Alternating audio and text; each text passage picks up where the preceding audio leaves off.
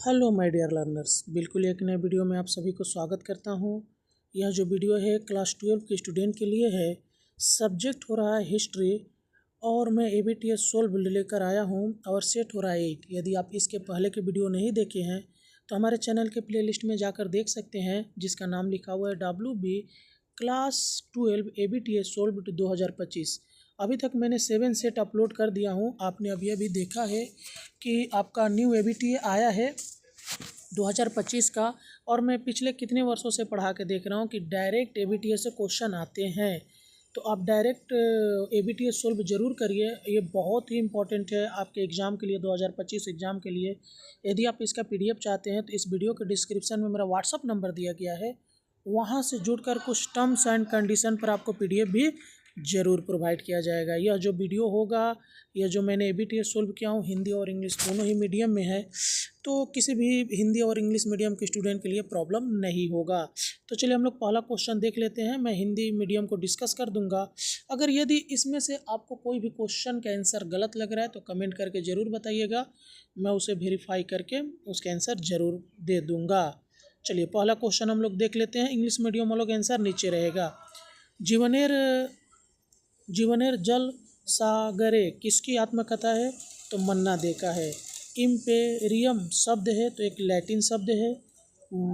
Belt politics के राजनीतिक सिद्धांत जुड़े हैं तो कैसर विलियम द्वितीय से। बंगाल में मनंतर अकाल कब आया था? तो ये इसका आंसर हो जाएगा, ये देखिए 1770 ईस्वी में। भारत आने वाले पहले व्यापारी किस देश के थे? तो ये पुर्तगाली थे। प्लासी के युद्ध के दौरान ब्रिटिश कमांडर कौन था? तो रॉबर्ट क्लाइव। उसके बाद देखिए विश्वनाथ सत्याराम किसे कहा गया है? तो श्री नारायण गुरु को। नाटक नबन्ना की पृष्ठभूमि क्या थी? तो तेभागा आंदोलन था। चलिए अगला क्वेश्चन देख लेते हैं कि 1919 में पहला अखिल भारतीय हड़ताल कब हुआ था? तो 6 अप्रैल को। माइलाई घटना कहाँ घटी थी? तो वियतनाम में। मैनकर ये 11 नंबर है। ये आप देख सकते हैं कि ये आपका स्तंभ दिया हुआ है, नीचे में आंसर दिया हुआ है, आप देख लीजिएगा। पूर्ण स्वतंत्रता का प्रस्ताव कांग्रेस के किस सत्र में पारित हुआ था? तो रामगढ़। आगे देख लीजिए कि स्वतंत्र इंडोनेशिया के पहले राष्ट्रपति कौन थे? तो डॉक्टर सुकार्नो। सार्क के शुरुआत किस देश ने किया था? तो भारत ने किया था। अवामी लीग पार्टी के संस्थापक कौन थे? तो शेख मुजीबुर रहमान। उसके बाद वियत मिन का गठन कब हुआ था? तो 1941 ईस्वी में। अटलांटिक चार्टर कहाँ पर हस्ताक्षरित हुआ था? तो यह हस्ताक्षरित हुआ था प्रिंस ऑफ वेल्स जहाज पर। भारतीय संसद का अस्थाई सदन है तो ये है राज्यसभा। ये बार बार क्वेश्चन आ रहा है, ये इम्पोर्टेंट क्वेश्चन है। मेरठ षड्यंत्र केस में कौन सम्मिलित थे? तो SA डांगे। नाटो का गठन कब हुआ था? तो 1949 ईस्वी में। भारत के पहले परमाणु ऊर्जा आयोग के अध्यक्ष कौन थे? तो इसका आंसर होगा होमी भाभा। ये भी इम्पोर्टेंट क्वेश्चन है।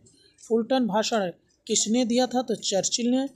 अरब लीग में शामिल नहीं था तो इजराइल। अब देखिए इसका ऐसे क्यों क्वेश्चन को हम लोग देख लेते हैं फटाफट। निवेश पूंजी क्या है? तो निवेश पूंजी उन धनराशियों को कहते हैं जिनका उपयोग परिसंपत्तियों जैसे शेयर, बॉन्ड या रियल एस्टेट में वित्तीय लाभ प्राप्त करने के लिए किया जाता है। श्वेत व्यक्ति का भार क्या है? तो यह उपनिवेशवादी विश्वास को दर्शाता है कि यूरोपियों का नैतिक कर्तव्य है कि वे गैर यूरोपीय समाजों को सभ्य बनाए। आगे नई दुनिया से क्या तात्पर्य है? तो नई दुनिया अमेरिका को संदर्भित करता है जिसे यूरोपीय खोजकर्ताओं ने खोजा था। उसके बाद सलबाई की संधि कब और किसने किया था? तो 1782 में मराठों और ब्रिटिशों के बीच हुआ था। बुल्गानिन कौन थे? तो वह 20वीं शताब्दी के मध्य सोवियत संघ के प्रधानमंत्री थे। चीन में समाजवाद कब स्थापित हुआ था? तो 1949 में, जब पीपुल्स रिपब्लिक ऑफ चाइना की स्थापना हुई थी। लॉन्ग मार्च क्या है? तो लॉन्ग मार्च 1934 से 35 में चीनी कम्युनिस्ट पार्टी द्वारा किया गया एक सैन्य अभियान था जिसमें उन्होंने कुमितांग की सेनाओं से बचने के लिए 6000 मील की यात्रा किया था। पाकिस्तान प्रस्ताव क्या है? तो पाकिस्तान प्रस्ताव 23 मार्च 1940 को ऑल इंडियन मुस्लिम लीग द्वारा पारित एक औपचारिक बयान था जिसमें मुसलमानों के लिए एक अलग राष्ट्र की मांग की गई थी। उसके बाद बाल्कन योजना क्या है? तो यह द्वितीय विश्व युद्ध के बाद जर्मनी को छोटे राज्यों में विभाजित करने की ब्रिटिश नीति थी। नौसैनिक विद्रोह कब और कहाँ हुआ था? तो नौसैनिक विद्रोह 18 फरवरी 1946 को बॉम्बे में शुरू हुआ था। कैबिनेट मिशन के 3 सदस्य कौन थे? तो lord Pethick, Lawrence, sir Stafford Cripps और ए.बी. अलेक्जेंडर। नेताजी ने अंडमान और निकोबार द्वीप का क्या नाम रखा था? तो उन्होंने इन्हें शहीद और स्वराज द्वीप नाम दिया था। माउंटेन योजना क्या है? तो यह 1947 में लॉर्ड माउंटेन द्वारा प्रस्तुत एक योजना थी जिसमें भारत को 2 स्वतंत्र राज्यों भारत और पाकिस्तान में विभाजित करने का प्रस्ताव था। संपत्ति रिपोर्ट क्या है? तो यह एक रिपोर्ट है जिसमें किसी राज्य के खिलाफ किए गए देशद्रोही कृत्यों का लेखन दस्तावेजीकरण किया गया है। फूट डालो और राज करो का सिद्धांत क्या है? तो ये देख लीजिए, यह ब्रिटिश शासन की वह नीति थी जिसमें विभिन्न जातियों, धर्मों और वर्गों में विभाजन कर शासन किया गया। मैनहट्टन प्रोजेक्ट क्या है? तो यह द्वितीय विश्व युद्ध के दौरान अमेरिका का गुप्त कार्यक्रम था जिसमें परमाणु बम विकसित किया गया। उसके बाद PLO क्या है? तो PLO माने फिलिस्तीन लिबरेशन ऑर्गेनाइजेशन, यानी 1964 में फिलिस्तीनी स्वतंत्रता के लिए बनाया गया संगठन है। सीटो का पूरा नाम क्या है? तो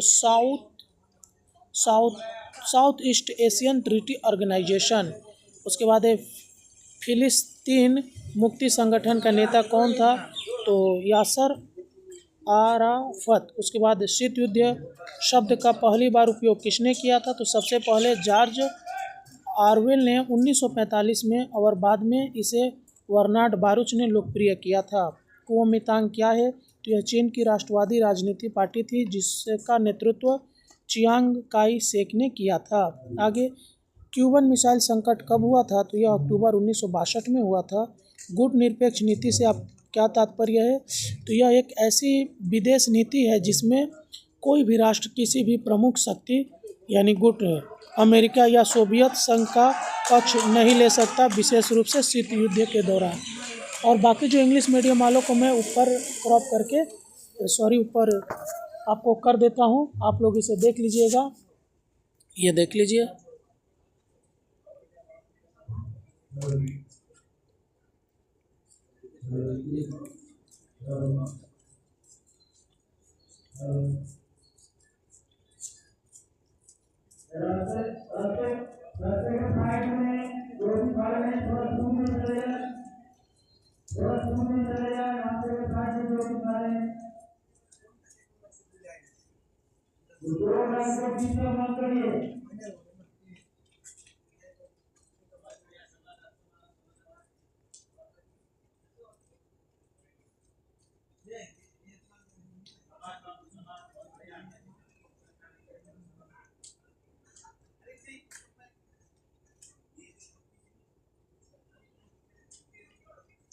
तो यहीं पे ख़त्म होता है। मिलते हैं किसी और वीडियो में, तब तक के लिए जय हिंद।